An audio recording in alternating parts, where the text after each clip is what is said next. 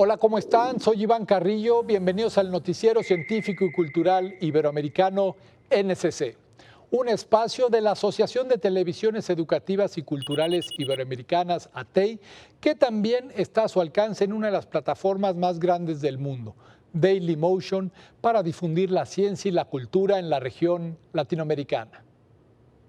Se le conoce como regolito lunar a los fragmentos rocosos y suelo que cubren la superficie de nuestro satélite.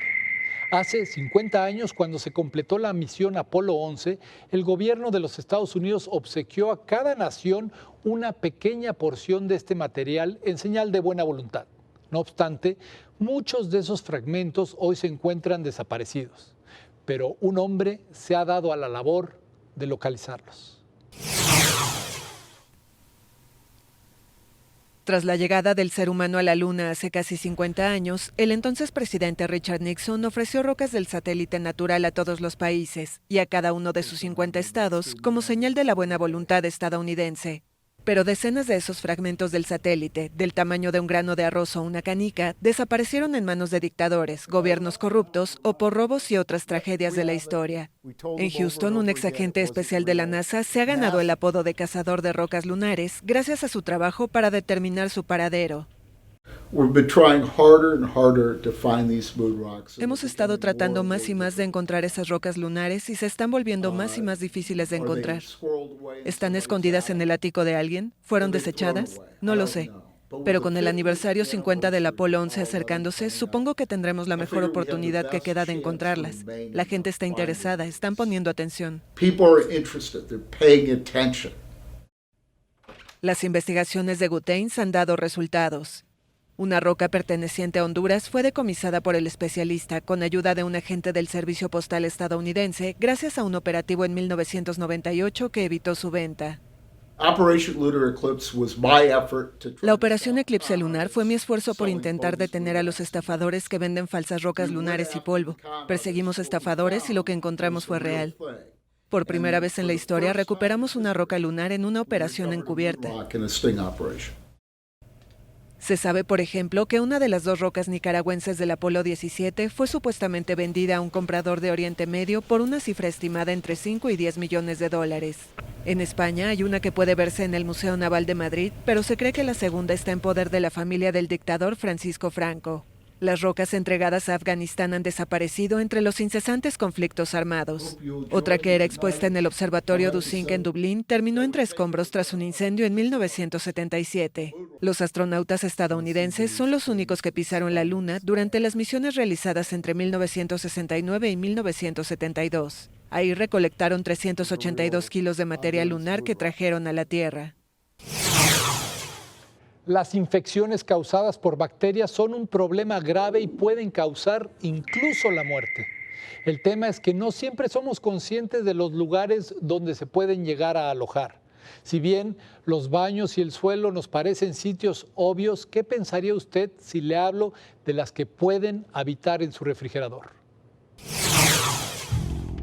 Bacterias infecciosas viven en los refrigeradores de muchos hogares tapatíos, lo que pone en peligro la salud de las familias y puede ser causa de hospitalización. De ahí la importancia de mantener limpios los refrigeradores. Lo que nosotros investigamos fueron Salmonella, Listeria monocytogenes, Escherichia coli y otros grupos indicadores de contaminación, que son cuentas totales de bacterias, coliformes y bacterias mesófilas, y encontramos de todo. La mayoría de ellas causan problemas gastrointestinales, que son así como lo más ordinario o lo más sencillo que podíamos hablar, pero algunas de ellas llegan a ser tan fuertes, tan agresivas, puede llevarla en el primer nivel a una gastroenteritis sencilla, después a una necesidad de hospitalización y finalmente pues puede llevar a la muerte. Llega a ser un problema de salud pública grave. La académica reportó resultados de una investigación en la que fueron revisados refrigeradores de 200 hogares de clase media de la zona metropolitana de Guadalajara. Para ello fueron tomadas muestras de las repisas, fueron llevadas al laboratorio y analizadas. Y de esos encontramos, por ejemplo, datos que van como alrededor de un 35-36% de positivos a Salmonella, a Listeria y con E. coli. La mayoría de ellos tenían cantidades importantes de cuentas totales de bacterias. ¿Cuáles son las recomendaciones para evitar el ingreso de bacterias dañinas a los refrigeradores? Limpiarlos una vez por semana con trapos desinfectados, acomodar de manera adecuada los alimentos, evitar escurrimientos de la carne en el refrigerador y no juntar carne cruda con jamones y quesos. Nosotros compramos productos crudos regularmente en los mercados, en los abastos, y los ponemos en contacto con las superficies, con las repisas. Si no se limpian, entonces estas están contaminadas. Y suponiendo que el producto que introducimos está limpio, ¿no? Este se contamina con las repisas en el almacenamiento. El problema es que hay gente que no limpia su refrigerador con la frecuencia requerida. El 70% decía que después del mes. El 12% era, que es poquito, eran cada semana. El resto era después de un mes, o sea, al mes y después. Destacó que la mejor manera de limpiar un refrigerador es con jabón y un germinicida inocuo, como cloro y yodo, los cuales no se deben enjuagar. Recomendó hervir el trapo que se va a utilizar por lo menos 3 minutos un día anterior, además de sumergirlo durante 30 minutos en agua con cloro y yodo a una concentración de 200 mililitros por litro cada vez que se va a cambiar su uso. Con imágenes de Sergio Guzmán, desde Guadalajara, México, reportó para el Noticiero Científico y Cultural Iberoamericano, NCC, Marta Eva Loera, de la Universidad de Guadalajara. Una de las mayores áreas de oportunidad para establecer una nueva relación con el planeta está no solo en la manera en que vivimos, sino dónde vivimos. La gran cantidad de materiales e insumos que utiliza la industria de la construcción hace que este sector sea estratégico para mitigar los efectos del cambio climático. De ahí la importancia del siguiente proyecto.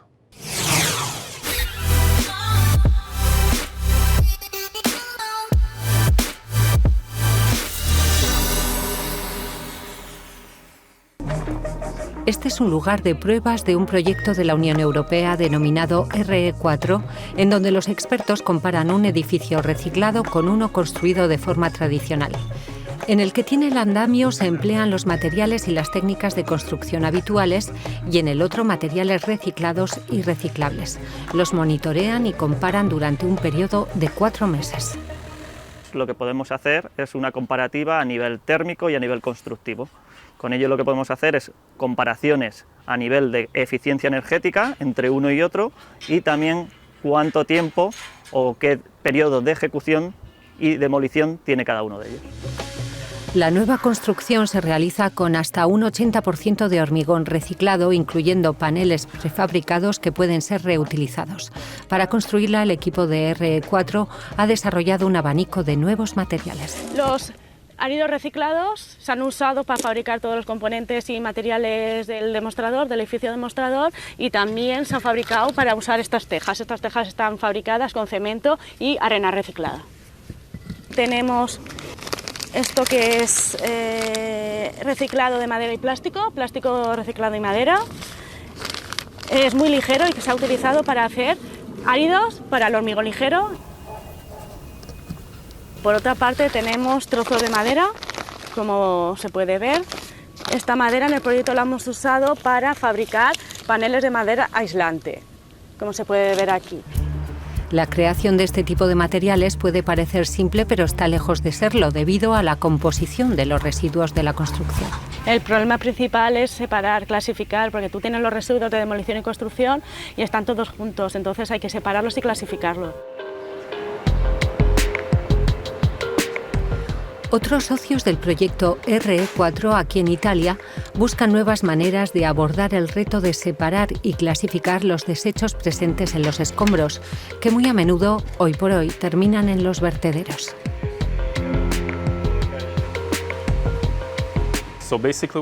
Básicamente hay 3 tipos de materiales que necesitamos seleccionar. Los azulejos, como ven, van ahí dentro. El segundo son los ladrillos, que van al depósito destinado para este material, y el tercero, el vidrio. Los demás no se tocan porque están clasificados como agregados. Son grava, yeso, piedra y asfalto. Lo que se pretende es utilizar este tipo de sistema en las obras a cielo abierto, pero los ingenieros admiten que su prototipo no es lo suficientemente robusto en ciertas circunstancias. Ovviamente ci sono problemi inevitabili di polvere. Obviamente hay problemas inevitables debido al polvo, a las filtraciones de lluvia, al viento y a los acontecimientos climáticos en general. Y para un volumen de materiales tan consecuente también sería necesario utilizar más robots, no solo uno, tal y como lo hacemos en nuestro laboratorio. In questo momento nel nostro laboratorio. Tras su periodo de pruebas comparativas, los investigadores abogarán por un cambio en la normativa de la construcción que permita un uso mucho mayor de materiales reciclados en nuevas oficinas y viviendas. Un tema altamente delicado en los tiempos de la era digital es la privacidad infantil, pues por ahí comienza la protección contra la trata de niños y niñas, su explotación sexual y otro tipo de abusos. Increíblemente, Google ha hecho malas prácticas con información de este tipo. La pregunta es si es suficiente castigar esta práctica con una multa cuando hablamos de un tema tan sensible. Multa récord contra Google por recolectar ilegalmente información sobre niños en su plataforma de videos YouTube. El gigante estadounidense aceptó el miércoles pagar $170 millones para poner fin a una demanda en Nueva York. Se trata del acuerdo monetario más importante hasta la fecha en un caso relacionado con la protección de la privacidad infantil. Según la Fiscalía, YouTube violó la ley que exige a los servicios y sitios de Internet dirigidos a niños obtener el consentimiento de los padres antes de recolectar información personal de los menores de 13 años, que podría ser usada para ofrecer publicidad dirigida. Entre esos datos se encuentran ubicación, dispositivos o números de teléfono. Los anuncios publicitarios personalizados, basados en información de los usuarios recopilada de manera automática, permiten a la casa matriz de YouTube obtener miles de millones de dólares en ganancias. En abril de 2018, 23 organizaciones de derechos digitales y protección infantil habían presentado una demanda ante la Comisión Federal de Comercio, que a su vez demandó a YouTube. Estas organizaciones consideraron insuficiente el acuerdo del miércoles, pero saludaron que se obligara a Google a asumir la mentira sostenida durante años, que no tenía como objetivo a los niños en YouTube. Para el año 2050 se prevé que la población mundial aumentará hasta alcanzar los 9.700 millones de personas. Las poblaciones se aglutinarán principalmente en ciudades, no obstante su alimentación seguirá dependiendo de la agricultura. ¿Cuáles son las estrategias que llevaremos a cabo para evitar que haya hambre en el mundo? ¿Cómo será la ciudad del futuro? ¿Qué papel puede desempeñar la agricultura ecológica? ¿Los platos listos para consumir pueden convertirse en una oportunidad para innovar en el sector agroalimentario? Estas son solo algunas de las cuestiones que la Cátedra Bayer ha planteado al alumnado universitario en su think tank, Modelos de Relación Campo-Ciudad ante la tendencia de consumo Ready to Eat, y que ha acogido la Universidad Politécnica de Valencia. Son muchas cuestiones las que vamos a plantear, muchísimas. La cuestión más importante la podríamos resumir de la siguiente manera. Si en 2050 vamos a ser 10.000 millones de personas y estimamos que más o menos el 60% de ellas va a querer vivir en ciudades y además hay que aumentar el 60% la producción de alimentos, ¿cómo vamos a conseguir que el sistema alimentario sea sostenible? 16 estudiantes de las ramas de Ingeniería y Arquitectura, de primeros y últimos cursos de grado, han participado en esta actividad. Además, a ellas se han sumado 2 personas con diversidad funcional para ayudarles a identificar los desafíos que representa la sostenibilidad del sistema alimentario en el horizonte de 2050. Creo que es muy importante que las profesiones del campo, todo lo que está relacionado con el campo, se renueve para poder afrontar con éxito los retos del futuro. Entonces creo que es importante que haya una simbiosis entre la ciudad y el campo, porque todos los avances y las nuevas tecnologías que se están produciendo en la ciudad puedan beneficiar también al campo y viceversa. Nos enfrentamos a la inclusión de esas áreas agrícolas dentro de las ciudades. O sea, los núcleos urbanos están creciendo, cada vez somos más y no podemos limitar el crecimiento de la población a empequeñecer los núcleos de agrícolas. Entonces, ese debate de cómo incluir la agricultura y las zonas agrícolas en la ciudad. El problema del sistema alimentario es algo global. Todos queremos alimentarnos o comer alimentos seguros, sanos, deliciosos, sabrosos, en cantidades suficientes. Entre los jóvenes, las estrategias del consumo son cada vez más similares, pero los territorios son muy diversos y los hábitos culturales también lo son.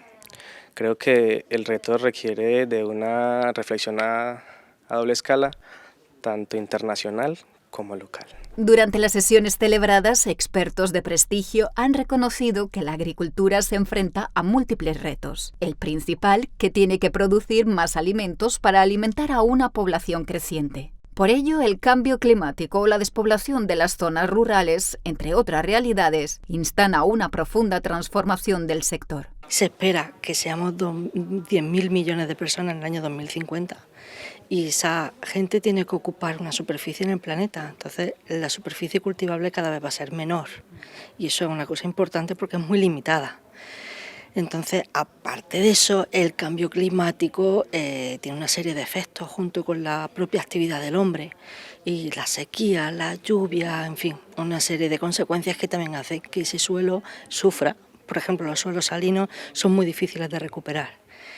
Entonces, esos son problemas. Luego la despoblación de zonas rurales, parece que hay poco interés o poca renovación en el sector agrario. El reto es muy importante, hay que producir mayor cantidad de alimentos, un 70% más, según la FAO, para poder abastecer a toda la población. Desde su puesta en marcha, en el marco de la Cátedra Bayer, se han llevado a cabo diversos proyectos de investigación. Se han convocado premios y becas y se han organizado distintas acciones. Entre ellas, este reto dirigido a los futuros profesionales. Yo creo que es una dinámica que vamos a extender a muchos más ámbitos de la universidad, otros frentes, porque bueno, son los problemas que tenemos como sociedad, como planeta, ¿no? Y se engarzan con estos objetivos de desarrollo sostenible y con las actividades que esta comisión que aprobó el último Consejo de Gobierno debe integrar actividades orientadas a los objetivos de desarrollo sostenible y que todo alumno o alumna de esta universidad conozca cuáles son esos objetivos y que haga algún trabajo durante su estancia con nosotros vinculado a ellos. Cabe recordar que la cátedra Bayer Crop Science es el resultado del acuerdo firmado entre la Universitat Politécnica de Valencia y la multinacional Bayer en el año 2011. La finalidad, contribuir desde el conocimiento científico y tecnológico al desarrollo de una agricultura sostenible y competitiva.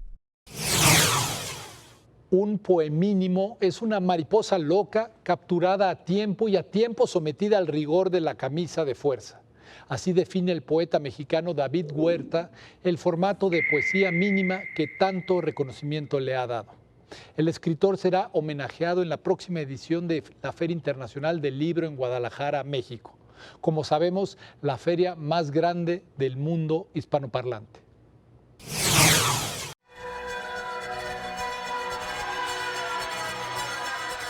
El próximo 30 de noviembre arrancará la edición número 33 de la Feria Internacional del Libro de Guadalajara, que en esta ocasión reconocerá con su galardón más importante la obra y trayectoria de quien es constantemente señalado como uno de los poetas vivos más relevantes y lúcidos de las letras contemporáneas en lengua hispana.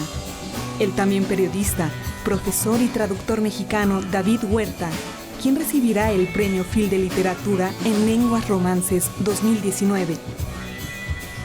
Originario de Ciudad de México e hijo de Efraín Huerta, también poeta fundamental de la literatura mexicana, David Huerta es creador de un ramillete de títulos que, desde muy joven, lo posicionaron en un prominente lugar dentro del ámbito intelectual, no solo en territorio nacional, sino en todo el mundo hispano.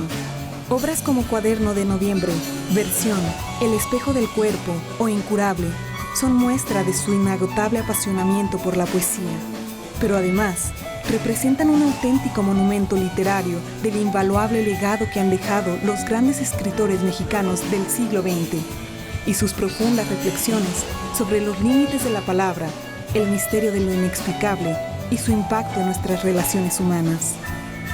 En conferencia de prensa, el presidente de la Feria Internacional del Libro de Guadalajara, el licenciado Raúl Padilla López, junto al rector general de la Universidad de Guadalajara, el doctor Ricardo Villanueva Lomelí, anunciaron el también homenaje a David Huerta y recordaron la importancia del Premio Phil de Literatura en Lenguas Romances, que se entrega por 29ª ocasión para celebrar y promover la lectura de esos autores imprescindibles, cuya obra nos pertenece a todos.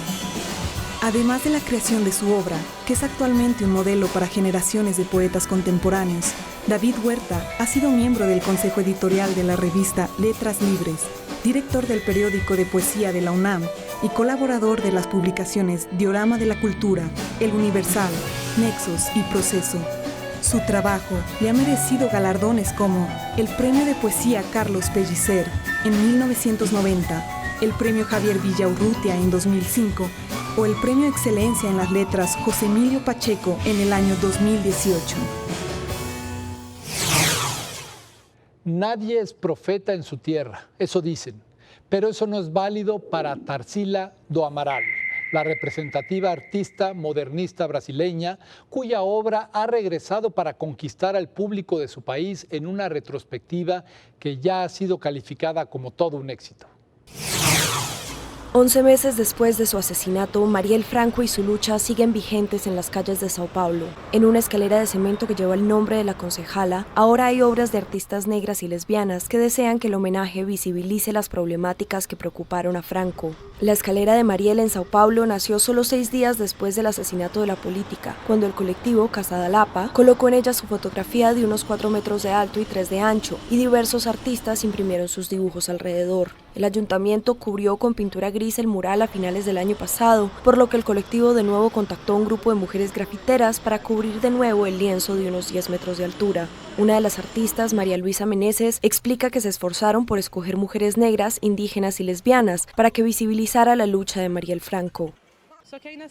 En la lista de artistas voluntarias empezamos a percibir que había pocas mujeres negras y periféricas. Entonces se hizo un cuestionamiento por parte de algunos artistas sobre cuál era la relación de esas mujeres con Marielle Franco. Empezamos a cuestionar por qué la mayoría eran mujeres blancas, siendo que Marielle era una mujer negra, periférica y lesbiana. Comenzamos a construir una nueva lista de artistas para pintar aquí, dando prioridad a mujeres negras, indígenas y lesbianas. La concejala de Río de Janeiro, activista de derechos humanos, fue asesinada a balazos junto al conductor del vehículo en el que circulaba en la noche del 14 de marzo de 2018, un crimen que casi un año después sigue sin estar resuelto. Muerte digna, suicidio asistido, eutanasia, son muchos los conceptos que se utilizan y a veces se confunden cuando se trata del derecho de los pacientes a terminar con su vida. Lo cierto es que son temas que deben discutirse, no solo en las cámaras legislativas, sino también en las familias y en el mundo de la cultura, pues una mejor comprensión de ello redundará en el respeto a los derechos de todos. Amortanasia es una muestra que pone el foco en el suicidio asistido. Reúne los testimonios de personas que pusieron fin a sus vidas de esa manera. No tengo depresión. Lo que pasa es que no quiero sufrir de llegar a ese final en que no puedo respirar ya. Una obra del artista Francisco Tapia, quien además acompañó a los enfermos a cumplir su deseo de tener una muerte digna. Tapia explicó que estas muertes dignas en Chile no son eutanasia, sino suicidio asistido, ya que al no existir normativa es necesario que él contacte con médicos extranjeros. Cuando empecé con Amortanasia, que lancé el proyecto, no sabía si iban a llegar pacientes o no iban a llegar pacientes. Y cada paciente te va entregando una historia y una forma que tú documentas y se transforma en un trabajo de archivo. El artista también presenta una máquina aún por terminar que ayudaría a las personas en su propósito de morir. Trabajó con software libre para personas que tienen daños neurológicos y no pueden mover su cuerpo para generar un suicidio asistido. Entonces no pueden tomar un medicamento vía oral y no pueden activar tampoco una inyección letal. Amortanasia permanece en el Centro Cultural Gabriela Mistral en Santiago. En la exposición, el artista trabaja los conceptos de estar muerto en vida y vivo en la muerte. Básicamente, para mí, en lo personal, la muerte es parte de la vida, no es una cosa dicotómica, es entropía, es una transformación. Morimos muchas veces en la vida, no físicamente, no espiritualmente quizá, pero sí en conciencia. La legalización de la eutanasia en Chile se debate desde hace meses en el Parlamento sin avances significativos. Gracias por acompañarnos en el noticiero científico y cultural iberoamericano NSC. Agradecemos a los socios de ATEI que a través de sus plataformas hacen posible este noticiero, al igual que a las agencias informativas AFP, EFE, Notimex, Xinhua, Euronews y Deutsche Welle. Soy Iván Carrillo, los invito a visitar nuestra página noticiasnsc.com y a utilizar nuestra aplicación. La próxima semana, más información científica y cultural.